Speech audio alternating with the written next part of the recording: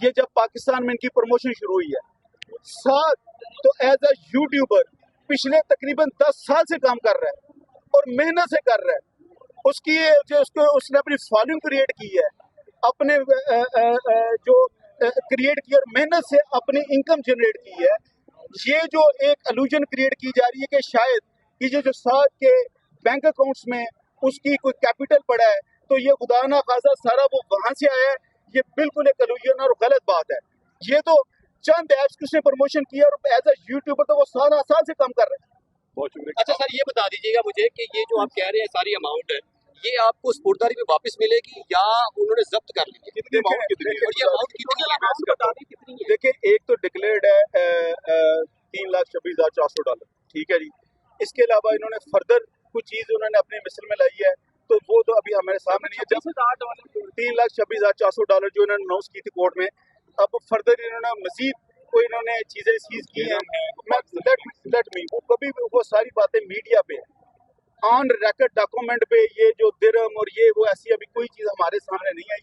ये bell stage आएगी, bell पे जब हम अपने आर्गूमेंट्स करेंगे, प्रोसिक्यूशन अपने आर्गूमेंट्स करेंगे, तो सारी चीजें सामने आ जाएंगी। एक बात जो मैं क्लैरिटी करना चाह रहा हूँ आपकी वसादत से, वो ये है कि ये जो रीजन है कि साथ की जितना शायद कैपिटल है वो खुदा ना खासा वो इलीगल गेंस के साथ है, ये एब्सोल्युटली एक गलत प्रिजम्पशन है और इस गलत प्रिजम्पशन को स्पेकुलेशन को प्रमोट किया जा रहा है, जो कि मुनासिब बात नहीं। थैंक यू वेरी मच जी। उस्मान भाई बताइएगा, आज जुडिशल हो गया डक्की भाई? जी भाई, हो गया जुडिशल।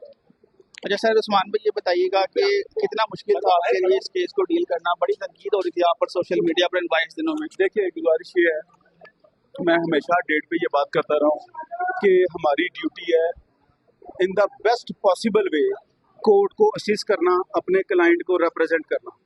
वो जो फैक्ट्स होते हैं केस को उनको सामने रखते हुए, नंबर 1।